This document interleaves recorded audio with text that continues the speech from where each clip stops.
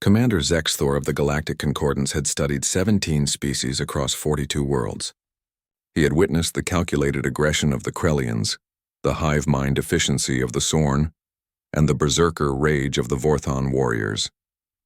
But nothing, absolutely nothing, had prepared him for humanity. The first reports came from Outpost Viridian 7, a mining colony on the edge of contested space. The Krellian raid should have been textbook. Overwhelming force, tactical superiority, species-appropriate intimidation protocols. The 12 human security personnel should have surrendered within minutes, as any rational species would when faced with a force 10 times their number. They didn't. Zexthor watched the after-action recordings with his primary eyes while his secondary eyes scanned the casualty reports. The numbers made no sense. 73 Krellian shock troops dead, all 12 humans dead. But that wasn't the disturbing part. The disturbing part was when they died. "Replay segment 7 Alpha," he commanded. The holographic display shimmered, showing a human female, Security Officer Maria, Chen according to the identification tag, who had sustained what the medical AI classified as 17 separate fatal wounds. 17. Her left arm was gone below the elbow. 3 rounds had punctured her thoracic cavity. Her exoskeleton was shattered on one side, exposing fractured ribs. She was still fighting, not just fighting, advancing. The Krellian troops were retreating from her, their pheromone signatures spiking with what the translator could only render as existential horror. She had picked up a Krellian plasma rifle with her remaining hand and was firing with mechanical precision, even as her own blood pooled beneath her boots. "What is she running on?" Zexthor's tactical officer whispered, his translator barely functioning through his shock. "Her biological readouts show system-wide failure. She should be unconscious. She should be dead." "Replay segment 11 Delta," Zexthor said quietly. This one showed a human male, Sergeant James Rodriguez, who had been caught in a grenade blast. The kinetic force had thrown him 7 meters into a bulkhead. His spine appeared to be fractured in 3 places. Both legs were bent at angles that suggested catastrophic structural damage. He dragged himself forward using only his arms, a combat knife clenched between his teeth, crawling toward a Krellian position.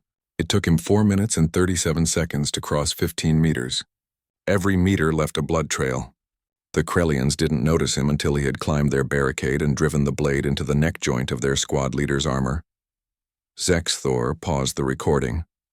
"Medical analysis?" "Sir, the human neurochemistry during combat is unprecedented. They flood their systems with compounds called adrenaline, noradrenaline, cortisol, and something called endorphins. Their pain receptors are effectively overridden. Their strength increases by significant percentages. Their cognitive function sharpens despite catastrophic physical damage. And, sir," the medical officer's voice wavered, "they have a documented phenomenon called hysterical strength, where they can exceed their body's normal physical limitations by factors of 2 or 3. Often causing self-injury in the process.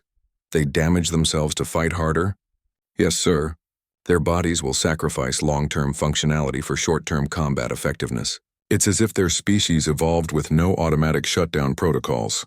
Where our people would fall unconscious to prevent further harm, humans remain conscious and combat-capable until biological death occurs." Zexthor pulled up the final segment. He'd watched it a dozen times and still couldn't quite believe it. Private First Class David Ochoa. Age, 22 standard years. Records showed he'd been in combat for approximately 6 minutes when a plasma bolt struck him in the abdomen, cooking his internal organs. The medical AI was unequivocal. Instant fatal wound. He lived for another 8 minutes. In those 8 minutes, he killed 4 more Krellians, dragged 2 wounded humans to cover, provided suppressing fire for a tactical retreat, and transmitted a complete situation report to Orbital Command. The recording showed him speaking calmly into his comm unit, describing enemy positions and requesting fire support. Even as his hands trembled and his face had gone corpse pale, his last words, timestamp 0433, were his grid coordinates Lima 77, danger close. Fire for effect, out. He died 3 seconds before the orbital strike vaporized the Krellian command position. "They called artillery on their own position," Zexthor said softly. He knew he was dead and he used his final moments to ensure tactical victory. It's not an isolated incident, sir. His intelligence officer brought up a data cascade. We've reviewed 2,000 years of human military history. This behavior pattern is consistent across all cultures, all time periods, all conflict types. They have documented cases of soldiers fighting with limbs severed, with organs exposed, with massive head trauma. There's an account from their year 1879 of a human named Private Wassel, who rode back into enemy fire to save a comrade. From 1945, a Desmond Doss who saved 75 wounded humans while refusing to carry a weapon himself. From 2087, Captain Sarah Okonkwo, who held a breach in her ship's hull for 17 minutes while suffering decompression injuries, saving 300 civilians. They don't stop, Zexthor murmured. Their bodies fail, but their will doesn't. Sir, the Concordance Council is requesting your assessment for human military integration. After the Viridian incident, Command wants to know if humans are suitable for Alliance military operations. Zexthor looked at the frozen image of David Ochoa, a young human who had been dead on his feet but fighting to his last breath. 12 humans had held off a force that should have overwhelmed them in minutes. They'd extracted a horrific price for their outpost and had denied the Krellians their objective. Tell the Council, Zexthor said slowly, that humans don't have an off button. They don't have automatic shutdown protocols. They don't have rational surrender thresholds.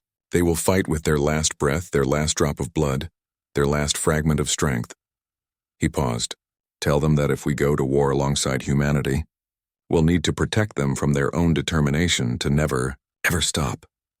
He closed the files and sat in the darkness of his command chamber. And tell them, he added quietly, that I pity any species that makes an enemy of them.